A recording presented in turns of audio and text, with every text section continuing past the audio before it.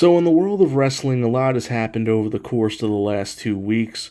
WrestleMania, the fallout from WrestleMania, the Fallout series premiering on Amazon Prime. Okay, well, maybe that has nothing to do with wrestling, but it's still a banger show, and I think you should check it out. Also, AEW kind of set the internet on fire with showing us the brawl out footage this past Wednesday on Dynamite. Granted, this was only for a couple days after the fact. I think people have kind of moved on now at this point. They're more interested in the Bloodline story. But anyway, with all of these happenings, one of the most pertinent topics for discourse online is the new era of wrestling we are supposedly in now. Some call it the Paul Levesque era. Some call it the Renaissance era. And this era we're in, whatever you want to call it, where this era compares to other eras in wrestling. Now, this is a topic is nothing new. This is a conversation that has been going on for years in wrestling. However, I feel like right now we're in a time period where this conversation has been, let's say, refreshened by a paradigm shift in wrestling culture itself. That brings me to a popular term in wrestling known as shoot, which is any unplanned or unscripted or real-life occurrence within a wrestling event. Now, going back to what AEW did this past Wednesday, they didn't have a shoot per se. They did highlight a shoot by showing the footage of a real-life backstage fight that occurred months ago at the All In pay-per-view. Months ago, when this backstage fight was reported about, people were very interested in it and wanted to see the footage of it. And even now, all these months later, when AEW announced last week that they were going to show it, people were still interested in seeing it. So after all was said and done and AEW showed it on Dynamite, a couple of things happened.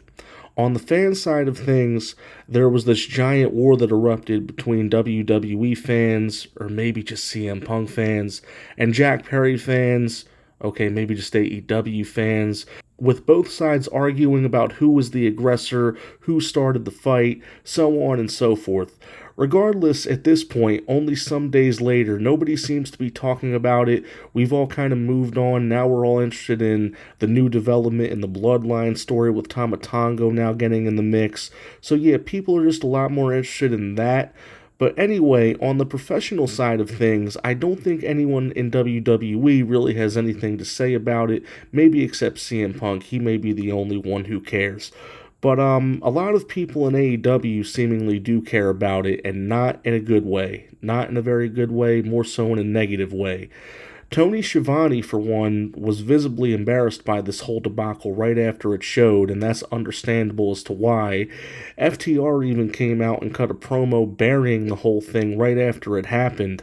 And, you know, whether they really were going off script or not, maybe that was planned, but either way, everything that Dax Harwood said in his promo about it being cringy, basically, he was pretty much spot on with that.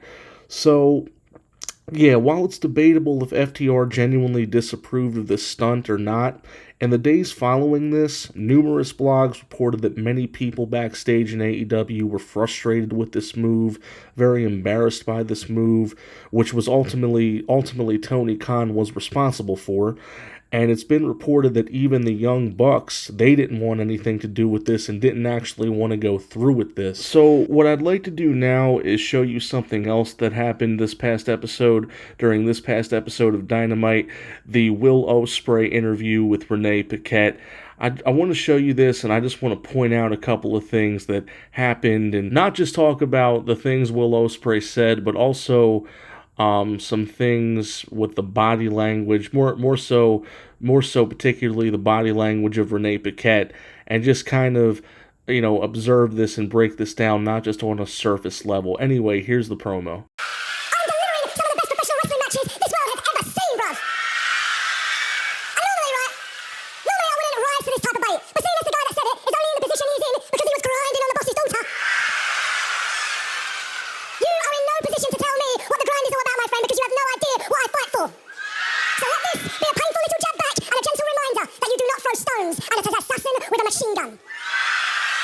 Now, I understand I went through that a little quickly for the sake of avoiding any strikes that might get this video taken down, but let me slow it down and pinpoint some of the body language and facial expressions expressed by Renee Paquette throughout this promo. I think she pretty much shows us how she feels about that whole cheap shot at Triple H and Ospreay blatantly calling AEW the superior company over WWE with just her head movements and facial expressions alone.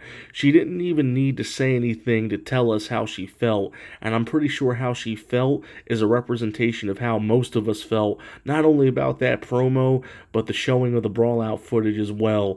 I think the whole episode of Dynamite as a whole painted a perfect picture as to why AEW is in the shape it's in right now. They're just focusing too much on outdoing WWE by signing all of these big free agents that were in WWE, like Adam Copeland and Mercedes Moné, or free agents that were stolen away from signing with WWE, like Ospreay and Okada, and then having that talent put over the company because of this one-sided, imaginary, real life war they're in with WWE, this one big giant shoot they're doing with WWE. Remember that really cringy promo that Adam Copeland did the same week CM Punk's interview with Ariel Helwani dropped? Yeah, I feel like, this past week's episode of Dynamite could have been a lot better if they had focused on something that was actually interesting, like the storyline with Samoa Joe and Swerve Strickland, which is actually one of the more interesting things in AEW right now. But they only dedicated a couple of minutes in the beginning of the show to that. For the majority of the show, it was just the shoots. The Ospreay shoot and the CM Punk shoot, those were the highlights, not the storyline. I feel like WrestleMania 40, and even though this may be an exaggeration, why WrestleMania 40 is being praised as one of the best shows of the year, and also why it's being praised as one of the best WrestleManias of all time, is because they didn't focus on shoots. It focused on having good matches and good storylines where they told good stories like, will Sami Zayn overcome the odds and beat Gunther? Will Bayley get her revenge on Damage Control and win the title? Will Cody Rhodes finish his story finally and end the streak of Roman Reigns?